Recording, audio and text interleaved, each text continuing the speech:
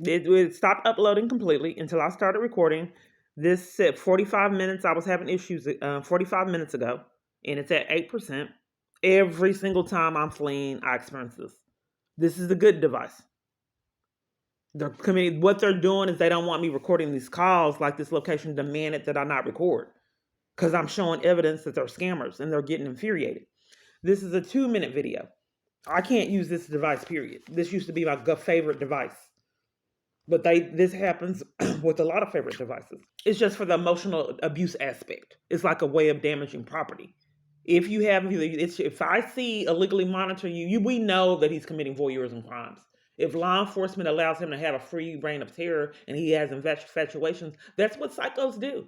They set up hidden cameras and things of that sort. It's voyeurism and it's supposed to be criminal. But a task of police walked off while I was showing him evidence and then set me up 2 days later. So being illegally monitored and them monitoring everything on my device, they saw that this was my favorite device and just a part of like a strategy to damage my property, they made it to where it was obsolete and I couldn't use it. Then they scammed that I had to pay to get internet for data for a free device, which is uploaded. And that has to be federal charges.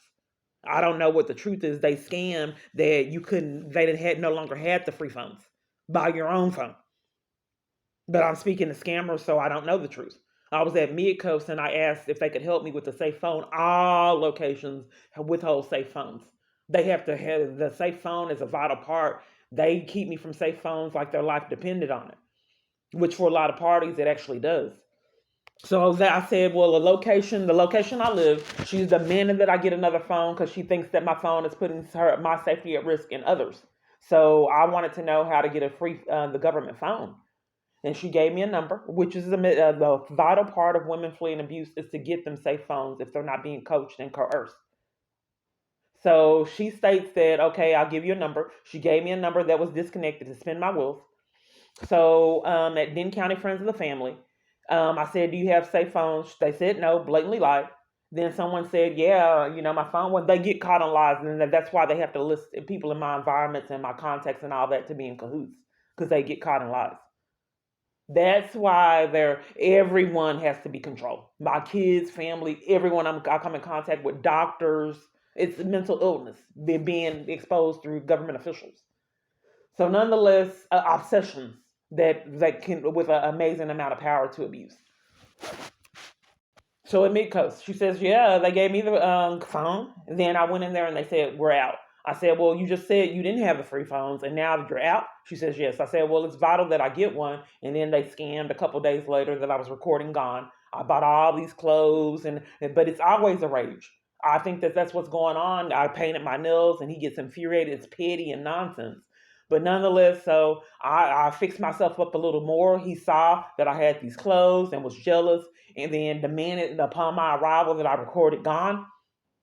And because I recorded gone buying all these clothes, they put me out. They scammed just like all these places with all these recordings. They scammed that it was no possibility that I can flee, period. And I was homeless outside on the streets.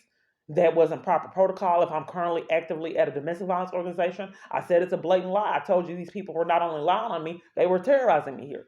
The lady that was part of cahoots of the insanity was terrorizing me at a mental hospital, doing the same thing she was doing at Denton County Friends of the Family. And if anyone were to do law enforcement, all these lockups and all this, I'm always seeing familiar faces. In Delview, there's two people that's on my channel. There was two people that's on my channel now that was at Delview doing the same crap they were doing to get on my channel. So she scams while she's terrorizing me. So what they do at the hospitals, they're actually minions. So when I'm exposing crimes, they interrupt me speaking. Patience. So like they'll walk off and when I'm trying to get coffee and I say, why are you walking off? While I'm trying to get coffee, then they'll come in and interrupt. Use this, use that. And then when I'm asking them questions, they'll interrupt me asking a question. And then the hospital staff will let them interrupt and they'll ignore me and talk just like the other day, the same pattern. They had to talk to my psycho neighbor. They had to in the middle of me trying to get help for someone threatening rape, murder, and stalking and all of that.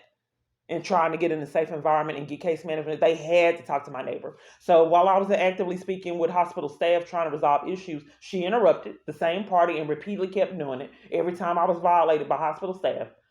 She was actually assigned to cover for their crimes.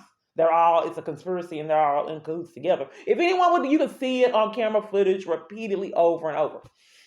So nonetheless, so she has to ask about coffee and different things and things that had no relevancy. She demanded to interrupt the conversation. The hospital staff and that they ignored me. So one of the minute experiences that I could have. So I watched TV. I hadn't seen this show, Basketball Wives, in years. I tried to watch it on Hulu. Crimes were committed that were never addressed. Paying for a subscription that I couldn't use. That's why I wouldn't pay for POF. So nonetheless, finally, I was able to watch it. I was excited. I was like, "Ooh, I have law enforcement comes. This is how they let them do it. Petty. Law enforcement comes and they demand a report in the very room that I'm in. So I have to leave, and the person that had to do this report was one that terrorized me at the hospital. It was many parties that did it. So they demand that I left this room trying to watch Basketball Wives for a report that didn't make sense. She said that she was terrified. She was a government witness and all this, and there was 5 people that were government witnesses there, and I was not alone. Everybody gets terrorized by the government, blocking my path, starting arguments. There was another man. He likes public humiliation. There was another party degrading me, violating me, insulting me. You think you're pretty, you're ugly. I don't know you. I'm just trying, and they multiple different parties. This is how my hospital stays are. They throw like another location through this another location. Someone came at me with a stick, and then I said, "Get her, get her." He looked and blamed me for it. She actively had the stick in her hand coming towards me. I can't remember the hospital, but it's uploaded me speaking with the advocate. Then after she came at me with a stick, they demanded. So I don't remember what they said. They said they need to put me in a different unit, but the different unit was more restrictive. It was in the units that they put me in. It's like a lockdown unit. It's actually a control unit of abuse, knowing you never believe the story. So when I'm in these hospitals and in jail, I'm being placed on lockdown. It's a form of tampering with evidence because they don't want another Diane Hammer incident. So they're strategizing avenues to not get caught. And then inmates were amazed that they were witnessing jail staff openly racking up all these felonies, going in someone's tank, doing shakedowns, putting them in restraints for trying to go to court. And it was like a few inmates were getting, and it was like they were watching a movie. They were like, I can't believe they're doing, I couldn't believe it. So apparently someone else couldn't believe their behavior and called the sheriff to investigate. I got threatened by inmates and they put me on a lockdown and gave the inmates extra trays and rewarded them. One inmate that loved reading, she had her own library in the cell. And the inmates would get caught in knowing who I was, and the other inmates that were terrorizing me. They were scamming that they didn't know me, and then they would get caught. So one day I had wrote a letter to CPS, and then I put it up there. There was a little sign that you put up when you have a letter. So I put the letter up there to go to CPS and to the court. So I lay down. I had to keep the cover over my head because they do that petty thing, jerking their bodies and kicking, trying to scare me. So I had to repeatedly keep the covers over my head to not get violated. That's how I had to live. So nonetheless, I had the covers over my head. I looked to make sure they had the letter. Someone removed the sign. It's a mind game to make me think that I did it. It was on my daughter. I knew that I put that sign there. This is in Hill County where Diane Hammer was arrested. So I put the sign up again. They removed the sign again. So then I put the sign back up, and I had to watch to make sure that they got the letter. So there was another inmate that wouldn't be in cahoots. She told me they would do things to my drink when I get up, and she kind of told me, you need to watch your drink. Well, they put that inmate on lockdown. Staff. They put her on lockdown for telling me that they were doing things to my drink that they shouldn't have.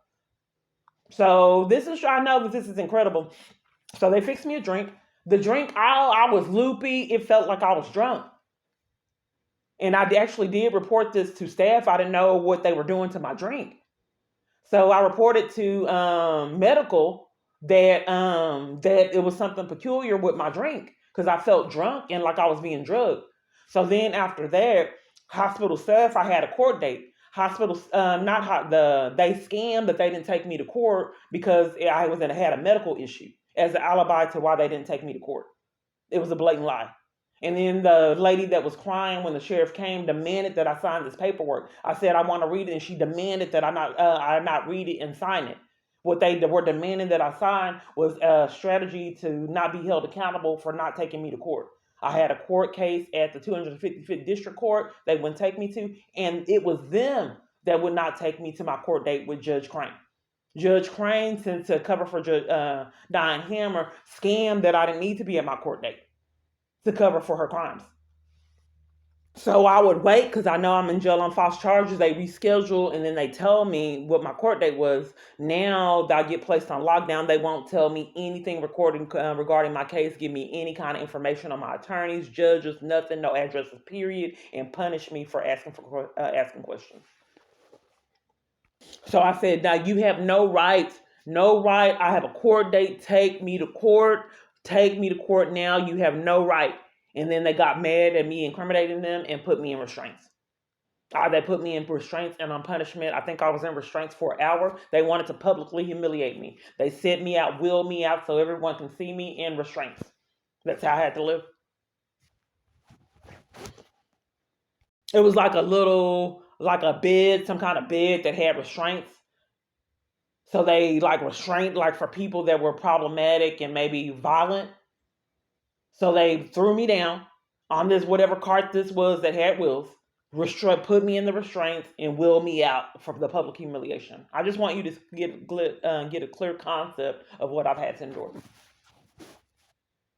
So when my abuser was mad, I would get gratification from showers, and I would take multiple different showers a day.